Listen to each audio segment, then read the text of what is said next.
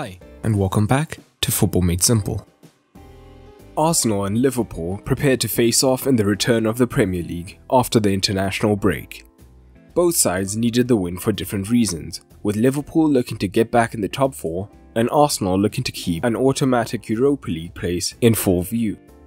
Arteta has so far had a good time versus Klopp in his managerial career, leading the head-to-head 3-1 coming into this. But in the end, this match ended 3-0 to Liverpool, thanks to goals by Jota and Salah. The XG indicated they were deserved winners, 2.44 to 0.16. The XG time map shows that after a quiet first half, Liverpool showed their class in the second, with several high-quality chances. But what tactics did both managers use? Let's take a look. You may also be interested in these videos looking ahead towards Liverpool's Champions League clash against Real, and they will be linked in the comments and at the end of this video. Now let's first take a look at the formations used by Klopp and Arteta, courtesy of our video sponsor, the OneFootball app. OneFootball is the best football app in the world, giving you match updates, news, stats for teams and players, and so much more.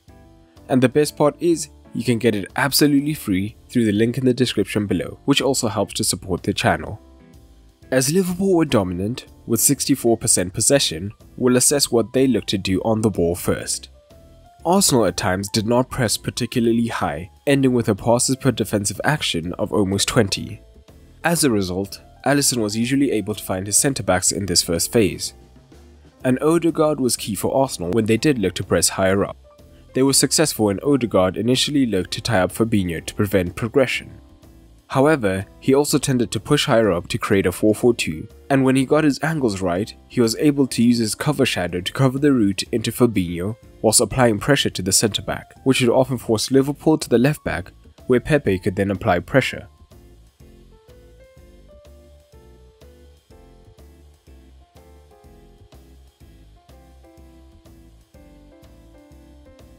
Arsenal's pressing shape also had weaknesses, however, as Liverpool could easily form a double pivot initially, often with Thiago pushing higher up, and this meant that Odegaard would have 2 men to pick up, so Liverpool would then be able to escape the pressure.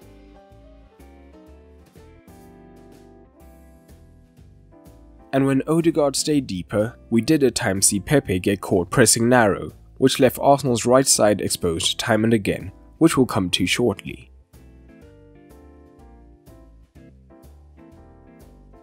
We can see the eagerness of both these players to press high up in the team's average positions. The role of Milner was crucial in this encounter. Early on in the match, Trent stayed deeper to create a 3 vs 2 against the Arsenal press.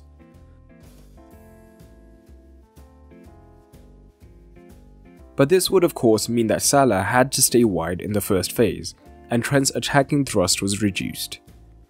But soon it was Milner who began to drop deeper in the first phase, either between the centre-backs or more commonly towards the left centre-back position, allowing Robertson to push high up early on the left, whilst Trent could now do the same on the right, knowing that he had more cover.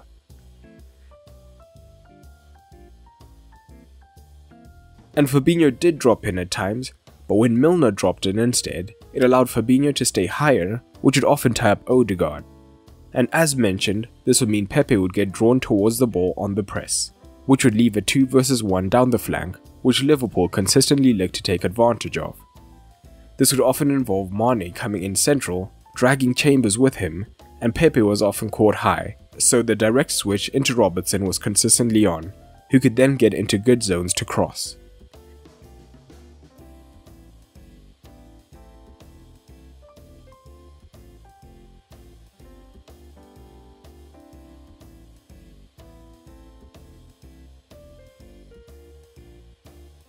Only Trent attempted more than his 4 crosses. We could also see Mane drop deep initially, looking to open up space behind Chambers for the chip ball into the run of Robertson.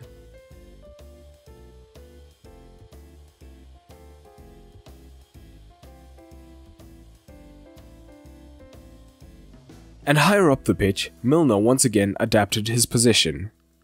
Rather than occupy these more central zones typical of a midfielder, he worked in combination with Robertson and Mane to dominate the left flank. One of he and Robertson would remain deeper, with Mane moving into the half space. Pepe would often only track back to the man who was deeper on the ball rather than assist the winger, meaning that a 2 versus 1 higher up was common and they could combine to look for the cross.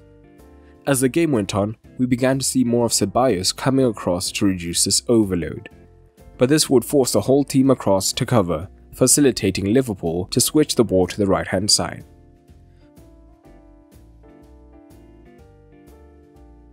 But the change to bring on Jota was vital. Throughout the first half, we saw Firmino drop off, as he often does, with Mane and Salah attacking the space facilitated by Trent high on the right and Robertson and Milner on the left. But Jota coming on meant that Firmino could still drop deeper, but the team would now still have a centre forward reference point higher up the pitch. We see a combination of the left hand side overload and switch and Jota's impact for the first goal. Milner, now at left back, creates the overload on the left with Mane and Jota, as Pepe is caught higher up. As a result, El Neni is forced across. Firmino is dropping deep as usual to pick up the ball, and Salah has moved central to drag Cedric in, which also helps to facilitate the switch out towards Trent. And finally, we see Jota able to attack the ball, more like a traditional forward to open the scoring. But let's see what Arsenal did when they were in possession. It was evident from early on that Klopp's men would dominate even without the ball. Arsenal would shape to play out from the goal kick, with the centre-backs dropping alongside Leno and the pivots low to support, whilst the full-backs pushed higher up. Salah and Mane would tuck in narrow, ready to press the centre-backs, whilst Firmino dropped deep with Thiago pushing high to cut off Arsenal's pivots completely, while still covering Odegaard. Liverpool's full-backs were also ready to push up as needed. And unlike previous matches, Arsenal were not willing to take the risk of playing out short to then create space higher up the pitch, and instead went long immediately.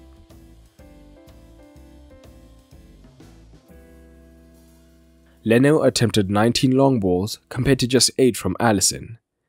In addition, Liverpool conceded just 7 passes per defensive action. But once behind, Arsenal had to take more risks and Liverpool forced them into errors. This culminated in Jota's second. Leno finds the centre-back and we see Mane and Salah pressing centrally. Wijnaldum has taken up the role of the pressing midfielder and Cedric looks to be free. But Trent presses him aggressively from deep to win the ball, eventually leading to the goal. But none of this is to suggest that Liverpool were perfect defensively. They looked vulnerable down the right from open play. This was primarily because Salah started extremely central when Liverpool looked to press. He would initially cover Ceballos, who Liverpool generally looked to eliminate. As soon as the ball went to the second forward, he would look to press and force an error, whilst Thiago moved up to cover Ceballos. And in the first half, Tierney would be high and wide. However, unlike Liverpool, Arsenal really got their head-ups to find the free man to cause this 2 versus 1.